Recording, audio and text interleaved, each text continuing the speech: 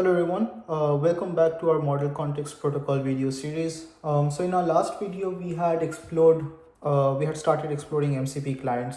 Before that, we had been focusing on MCP servers.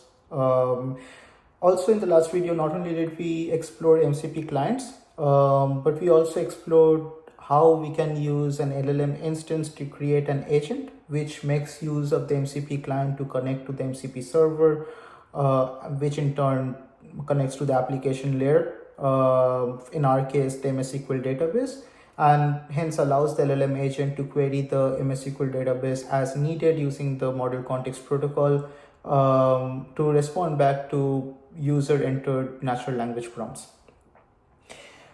Now, when we were working on this in the last video, there were two things we noticed. One is that since LLMs do not inherently understand what model context protocol servers, tools, and resources are, server tool prompt resources are, what we have to do is we have to have an intermediate step where somehow we convert this MCP server tools prompts resources into LLM tools which can be used by the LLM in the form of function calling. The other thing that we noticed, specifically for MCP-use, we can do this by using LangChain. So LangChain adapters can be used to translate the MCP server prompts tools resources into LLM tools, which can be then used by the LLM agent, which we are creating to as function calling tools to connect to the database and do whatever it needs to do. The other thing that we noticed was LangChain adapter, at least for MCP use, LangChain adapter by default is not able to convert a template resource, a parameterized resource, into a LLM tool to be used directly by the LLM agent as function call. So in this video, we'll be exploring that, how we can include resource templates as LLM tools using the LangChain adapter method, so that it can be included in our agent capabilities. But why we are doing it in the form of an A/B test? We are doing it in the form of an A/B test because we also want to understand if this extra work is necessary, if we actually need to do this. So for example, specifically taking our case, the template resource we are working with is a resource that gets us the schema details from the database. Very specifically, if you pass in all, it gets back the table names of all the tables in the database, and if you pass in a particular table name, it gets back certain details about that specific table in that database, and returns that information to the client user or whatever you want to call it.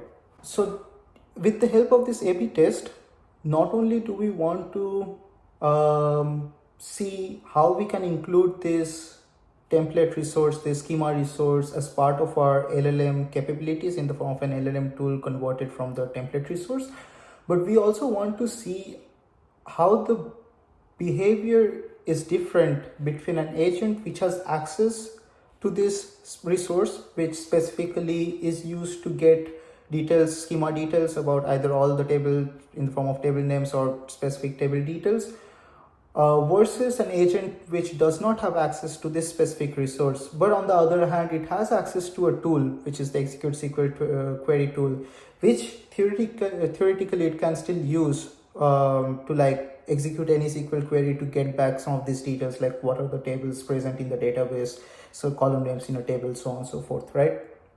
Albeit not specifically for this purpose, more general. So any SQL query execution would be able to use that SQL query tool.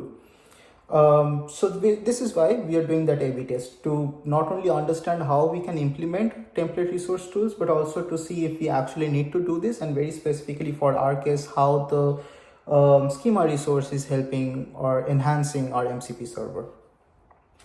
So yes, now that we have some idea of why we are doing it in the form of an A/B test, let's look at the A/B test itself. Let's look through some of the code now.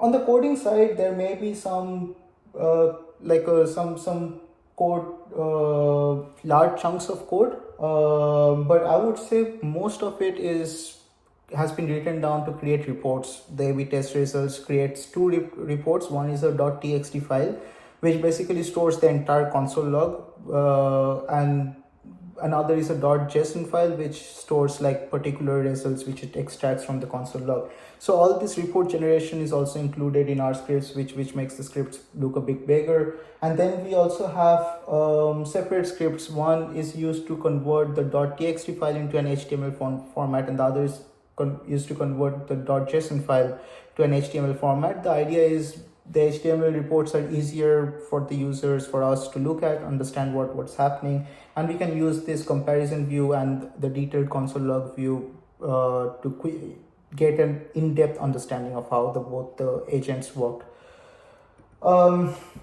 Now let's look at the test set that we'll be using. There are three main fields that I would like you to focus on in the test set. There is the natural language field, which is basically the natural language prompt which is asked by the user, which we will be feeding into the agent to get back a response. We have a SQL field, which is essentially the expected SQL query that we are expecting the agent to come up with in response to that natural language query.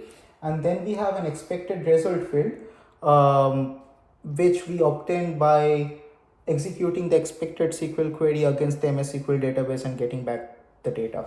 The idea here is when we pass in this natural language prompts from the agent, we should be able to get back some of the details like the SQL query the agent executed to get back the final response and the final response it generated. And we should be able to compare this with the expected outcomes to have some idea of like how accurate the data is, if the data is at all sensible, or if the output returned by the MCP server is completely back out of like any understanding, right? So that's the importance of the test set, and having this test set allows us to do uniform tests, make sure that we have this standard setup ready for any sort of A/B tests, right?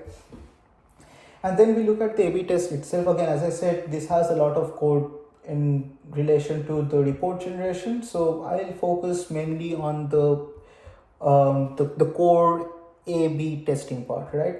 So if you look at the main function, immediately you see that the framework instance is created, and then we run this run accuracy A/B test function. So if you look at the run accuracy A/B test function, you'll see that it does another function call where it's doing a single test run or something like that. Let me quickly get that. So run accuracy A/B test, that's the function. Some of this is again for report generation, but over here, so we said that for approach or for test approach A, do a test single case with approach A, we're passing in it as a parameter, function parameter. Otherwise, do test single case with approach B. Now, if you look at the test single case function, let me quickly scroll up to that. Yeah, so test single case function, if approach is equal to A, then use the function create approach A agent, and then if approach is B, then use the function create approach B agent. This is the main crux of the A/B test. So if you look at the create approach A agent and create approach B agent functions, we will see that it's mostly identical to the agent of code that we had already explored in the last video, in the sense that, so let's look at create approach agent A agent. So we have the config, which is basically the MCP server config details. We are creating a client instance using this config MCP server config details. Excuse me. Then we have an adapter instance for the LangChain adapter, which we are using to create the tools from the client. And then we have an LLM model, which we are using the ChatGPT GPT-4o mini model. We have a prompt set up here. Now the first difference from our last video is here. Agent is equal to create tool calling agent LLM tools prompt. So in the last video, we had passed in the client instead of passing in tool specifically. We had just passed in the client, and we had left it up to the MCP agent class to take care of the agent creation. Now what we're doing is we're using this specific tool function, because we are passing in the tools directly, and that's how we are creating the agent. And after that, we are setting up some other parameters for the agent. So for example, we set verbose equal to true and return intermediate steps equal to true to get the inner workings of the agents. Max iterations equal to 15 means that the agent can do LLM run 15 times, not more than that. And max execution time is equal to 60 means that each agent run would be maximum for a minute. It won't exceed that. So the last two parameters have been set to prevent infinite loops. Yeah.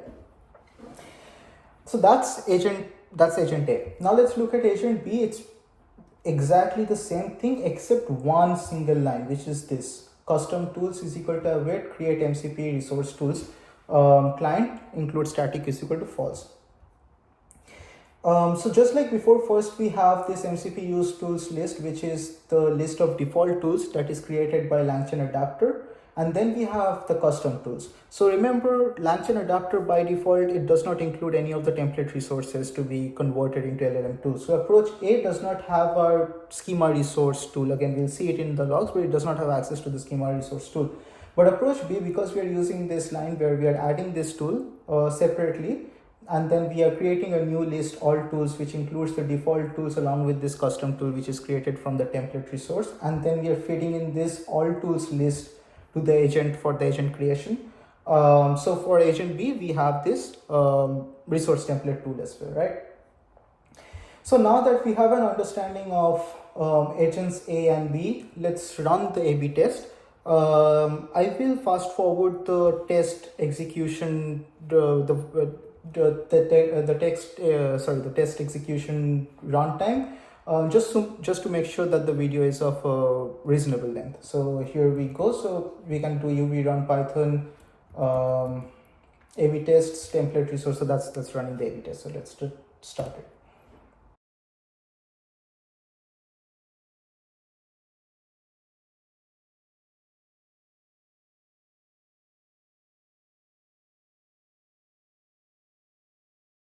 All right. Now we see that the A/B test run has finished for all 6 test cases. We also see that the 2 log files that, or rather the report files, A/B test report, record files, whatever you want to call it, those 2 have been generated. So as I had mentioned earlier, one is a .txt file. The .txt file basically stores all this console log, and the .json file contains certain fields such as like the SQL query executed, the final result outputted and all that, and presents it in a easy to understand comparison form. So again, just for easy visibility, we will use these 2 scripts to convert the .txt and the .json into HTML report views, right? So let's do that. Let's do uv run report chain convert. So the convert to report is the one that converts the text file to HTML, and uv run report chain generate comparison report. So this one will convert the JSON file into our HTML view, or rather a HTML view. So now that we have these 2 HTML views, let's try opening them up. So let's reveal in Finder, and then let's open this, and then let's open this. So the idea is to use the detailed resource output along with this comparison output in conjunction with each other, right? So if let's start with the table view. We can see immediately in the table view that how the get schema. So first, like, let's look here. We can see that if you look at approach A, the available tools is only execute SQL query and get server info, whereas if you look at approach B, it has like the third tool as well, which is get schema resource. Now over here we can immediately see that like how approach B builds up on approach A using this get schema resource, where it cuts down to 3, 4, 5, 6, 7, I think 6 or 7 agent run calls to 3 LLM calls, and the time from 23 to 7, which is almost 1/3 of the time taken, right? And over here it still gets the data wrong. This is some random data which is wrong, whereas in our approach B we get the correct data, which is number of customers 663, which is the correct data, right? And just like this, we can go through our like the result. So in result 2, it looks like it used different SQL queries slightly, but got the same result, which is the expected result. For test 3, this is interesting. So it used a single LLM run, which is the execute SQL query tool call, and it was able to immediately come up with the correct SQL tool call or query, and it got the correct data, or I'm hoping it's the correct data. I'm expecting this is the correct data. Well, not really. I can see already it's top 5 and this is top 10, so there's probably some discrepancy there. But what I want to focus your view on is in approach B, it uses the 3 tools: execute SQL query, get schema resource, execute. So what happened here is, and we will collaborate this with our findings here, but what happened here is it tried to run the SQL query, faced an error, so it called this resource to get the resource, like either list of all tables or particular table name, and then it again executed the SQL query, right? And it got the resource. The funny thing is, this approach took lesser time, even though it had 3 tool calls, whereas this approach took like 3 seconds more, even though it had only 1 tool call. The other funny thing is, this was able to immediately come up with the correct SQL query, whereas this was not able to come up with the correct SQL query immediately. Now, if we look into test 3, and again, like this is how we should be using it, right? Like, so in test 3, we can see that agent A immediately ran the SQL query with this query, and this was the output that the server came up with, and so this was the response that the LLM came up with. Here are the top 10 customers. And for agent B, it tried to execute the SQL query, but obviously it was wrong because it has this io-database.dbo.orders, which is not the correct one. So it executed this get schema resource with table name all, and it got all the table names here, and then like worldwide importers.application.citizen all ... and then it was able to use the correct table name here, worldwide importers.sales.orders, to get the correct data. So this is how you can use both these views to get a complete picture of how the agent is working, and then we can look into like the medium test. So we see that, yeah, again for test 4, we see approach B actually is taking longer. For test 5, it's taking way longer. Test 6 is taking again like way shorter. Now the other thing I want to point out is, it's not enough to do, an A/B test just once. And to give you a quick example, let's look at test 1, right? And test 1, for this current run, agent A essentially failed. It was not able to get the correct data, right? But for a previous test that I had run using the same test set, using the same scripts, agent A was able to get the correct data. Like, it still took longer time, it still took more runs than agent B approach, but it still was able to get back the correct data. And this clearly shows us why we need multiple runs, especially when we're doing A/B testing, right? So one thing you might have noticed is I did not set any temperature for the agent. So by default, I think the temperature is set as 0.7 if I'm not wrong, which is not a great temperature value when we want to keep results not to when we do not want the results to be varying between each agent run too much. So one thing we can do now is like make sure to set the temperature as 0.01. But even then, like even after setting temperature 0.01, you would often see instances like this where for one run, one agent is doing things particularly, and then suddenly it is doing it in a different way. And which is why it is important to have multiple A/B test runs. This will help us to get a more accurate understanding of what is happening, right? So for example, again, like in like the test 3, where we see that agent A was able to immediately come up with this SQL query. Now, why was this the case? And if it was able to immediately come up with the SQL query for test 3, why was it not able to do for the other test runs, right? Will it be able to do this like even 5 test runs down the line? So some of these questions to get, so that's what I'm saying, to get the clear picture, entire picture of how things are working, it's not only needed that you do A/B test, but also it is important to do it multiple times for multiple runs to create a sample space and then use that sample space to derive your observations. That being said, I think this is a good place to stop the video. We have explored how to do A/B tests, and we have used that understanding to check whether we should be adding template resources, the capability to convert template resources into tools, MCP or rather LLM tools during the conversion or during when getting the LLM agent to communicate with the MCP server using the MCP client.